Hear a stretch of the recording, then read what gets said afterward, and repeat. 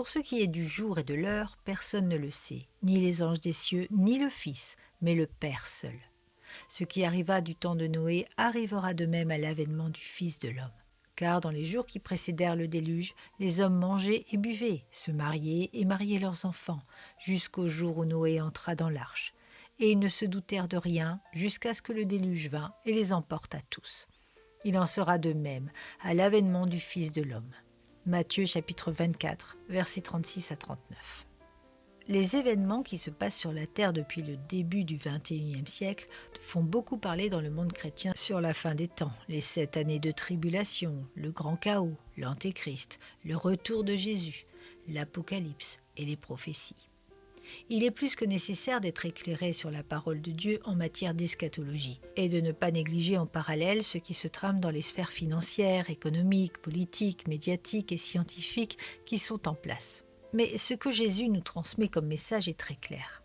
Il nous dit que son retour se passera dans les mêmes circonstances que lors du déluge à l'époque de Noé. Les hommes mangeaient et buvaient, se mariaient et mariaient leurs enfants jusqu'au jour où Noé entra dans l'arche, et ils ne se doutèrent de rien, jusqu'à ce que le déluge vînt et les emporte à tous. Puis au verset 40 et 42 du même chapitre, il nous précise « Alors de 2 hommes qui seront dans un champ, l'un sera pris et l'autre laissé. De 2 femmes qui moudront à la meule, l'une sera prise et l'autre laissée. Veillez donc, puisque vous ne savez pas quel jour votre Seigneur viendra. » L'indice principal que nous pouvons activer est dans son conseil avec le mot « veiller ». Cela signifie que nous devons être prêts. Aujourd'hui, nous avons de plus en plus de raisons de nous préparer puisque la fin des temps a réellement commencé il y a plus de 139 ans, en 1882, avec les premiers retours du peuple juif en terre promise.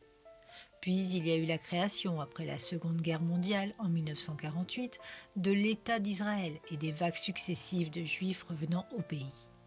La Bible nous le précise dans de très nombreuses prophéties, que le rétablissement de l'État juif et le retour de son peuple, jusqu'alors dispersé, est le signe de la fin des temps avant la grande tribulation. Frères et sœurs, nous y sommes et cela va à une vitesse supersonique. De plus, les événements mondiaux dirigés par une idéologie satanique qui n'a jamais autant détesté Dieu ne fait que nous indiquer que l'avènement de Jésus se rapproche. En tant qu'épouse de Christ, de vierge sage, nous devons être bien conscients de la tempête qui se prépare. Comme avant l'ouragan, nous devons nous fortifier en Christ et nous préparer, car le grand déluge annoncé est en marche. Le tsunami est encore très peu visible, mais il est sorti de sa niche pour se diriger vers les côtes afin de ravager tout sur son passage. En tant qu'enfants de Dieu, nous avons été justifiés et face à ce terrible chaos à venir, Jésus nous demande d'être des témoins, des sauveteurs en Christ pour participer à son appel plus que jamais. Mais il nous le proclame, veillez, soyons des éclaireurs, des alerteurs de l'équipe de sauvetage du Christ. Prenez l'image de fin du film Le Titanic, malgré le froid et la catastrophe, jusqu'à la fin, des barques sillonnaient les flots pour sauver encore et encore des vies. Qu'il en soit ainsi de notre mission ici-bas. Soyons d'abord prêts et ne cessons pas d'alerter et de réaliser les œuvres de la foi en Christ, avec zèle et sagesse, car l'avènement du Fils de l'homme ne saurait tarder.